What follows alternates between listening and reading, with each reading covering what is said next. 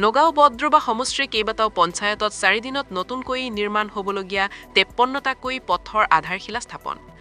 বিধায়ক ৰূপক শৰ্মাই স্থাপন কৰিলে আধাৰশিলা স্থাপন কৰি বিধায়কগৰাকীয়ে কয়, পথৰ আধাৰশিলা নিৰ্বাচনী ৰণদংকা নহয়, এয়া ৰাইজৰ উন্নয়নৰ বাবেহে। AIUDFে অখিল গগৈ আৰু লুৰিণজ্যোতি গগৈক মিয়া সমষ্টিত নিৰ্বাচন খেলাৰ বাবে অফাৰ দিয়া সন্দৰ্ভতো মন্তব্য বিধায়ক ৰূপক শৰ্মাৰ। অখিল আৰু লুৰিণৰ ভোট বেংক ক'ত আছে সেয়া বদৰুদ্দিন আজমলীও জানে। লোকসভা নিৰ্বাচনত ধুবুৰীৰ সাংসদগৰাকীক জয়ী কৰোৱাৰ ক্ষেত্ৰত অখিল গগৈ যথেষ্ট অৰিহণা আছে।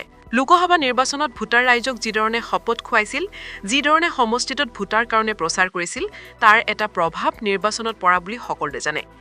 সংখ্যালঘু এলেকাৰ অখিল গগৈৰ জনপ্ৰিয়তা যথেষ্ট বেছি। অখিল গগৈৰে কথাই কওক, লুৰিণজ্যোতি গগৈয়ে কথাই কওক, দুয়োজনৰে সংখ্যালঘু সম্প্ৰদায়ৰ এলেকাত যথেষ্ট জনপ্ৰিয়তা আছে। তেওঁলোকে সেই ধৰণৰ ঠাইতে নিৰ্বাচন খেলক, ভালকৈ জিকি আহিব পাৰিব। এইবাৰ শিৱসাগৰ সমষ্টিৰ পৰা অখিল গগৈ জিকিব নোৱাৰে। নগাঁৱৰ পৰা পাঞ্জল নাথৰ প্ৰতিবেদন, বদ্ৰতা লালাইভ। যোৱা 4টা দিনত নগাঁও বটদ্ৰৱা সমষ্টিত 53টা ৰাস্তা আধাৰশিলা কৰা হৈছিলে, যাতে খুব সোনকালে কামবিলাক আৰম্ভ হয়। মই ধন্যবাদ জনাইছোঁ মাননীয় মুখ্যমন্ত্ৰী ডক্টৰ হিমন্ত বিশ্ব শৰ্মা ডাঙৰীয়াক যে 30 কোটিকৈ টকা যিধৰণে আমাৰ সমষ্টিলৈ আগবঢ়াইছে, আৰু এই টকাটোৰ জৰিয়তে বিশেষকৈ গ্ৰাম্য অঞ্চলত যিবিলাক আমাৰ পঞ্চায়তসমূহত যিবোৰ জৰাজীৰ্ণ ৰাস্তা আছিলে, সেইবোৰ ৰাস্তা সুন্দৰকৈ নিৰ্মাণ কৰিবৰ কাৰণে আমি এতিয়া সক্ষম হ'ম। আৰু বিশেষভাৱে যিবিলাক পঞ্চায়তৰ ৰাস্তাবিলাক বনাই গৈছে, সেইবোৰ ৰাস্তা আমি নিজে বাছি পেলাই বা ডিপাৰ্টমেণ্টৰ ফালৰ পৰা সেইবোৰ ৰাস্তা নিৰ্মাণ কৰা হৈছে। গতিকে মই আশা কৰিছোঁ যে এই সমষ্টিটো যিধৰণে নগাঁও চহৰখন সুন্দৰকৈ নিৰ্মাণ কৰিবৰ কাৰণে আমি সক্ষম হৈছোঁ, ইয়াৰ দাঁতি কাষৰীয়া আমাৰ যিবোৰ পঞ্চায়ত আছে গাঁওসমূহ সুন্দৰকৈ নিৰ্মাণ হ'ব, বিশেষকৈ ৰাস্তাবিলাক ভাল হ'লে মানুহে খুব ভাল পায়, আৰু সেই প্ৰচেষ্টা হাতত লোৱা হৈছে। এই আটাইখিনি যিখিনি 53টা ৰাস্তা আছে, সেই ৰাস্তাখিনি আমি মাৰ্চৰ আগে আমি শেষ কৰিম। ঠিকাদাৰৰ লগত আমি কথা পাতিছোঁ, এনেকৈ আমি আৰম্ভ কৰিম। মেক্সিমাম কাম আমাৰ ফেব্ৰুৱাৰীত শেষ হ'ব, ফেব্ৰুৱাৰীত আমাৰ শেষ হৈ যাব, কিন্তু হয়তো ক'ৰবাত 2-এটা কাম হয়তো মাৰ্চ পাবগৈ, কিন্তু ফেব্ৰুৱাৰীৰ ভিতৰতে প্ৰায় 50টা ৰাস্তা যে সমাপ্ত হ'ব সেই নিশ্চিত। নিৰ্বাচনলৈকে নাথাকে।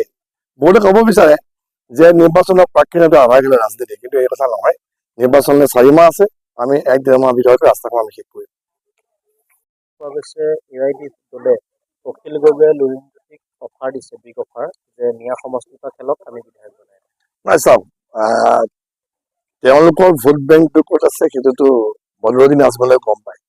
কাৰণ যোৱা সময়ছোৱাত ধুবুৰী সমষ্টিত যদি চায়, যে ধুবুৰী সাংসদগৰাকী জিকোৱাৰ ক্ষেত্ৰততো অখিল গগৈৰ অৰিহণা আছে বুলি সকলোৱে জানে।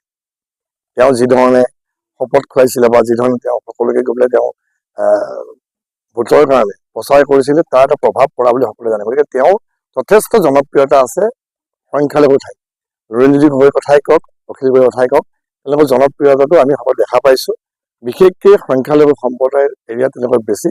আমি বিচাৰিম তেওঁলোকে সেই ধৰণৰ ঠাইত খেলক, যাতে ভালকৈ জিকে। কাৰণ এইবাৰ শিৱসাগৰৰ পৰা অখিল গগৈ জিকিব নোৱাৰে, বা সেই ধৰণৰ সমষ্টি উজনিতে হওক বা নামনিতে হওক, য'ত আমাৰ হিন্দু প্ৰধান ঠাই সেই তাত জিকাটো সম্ভৱপৰ নহ'ব। তেওঁলোকৰ কাৰণে উচিত হ'ব এইবিলাক সমষ্টিৰ পৰা খেলা।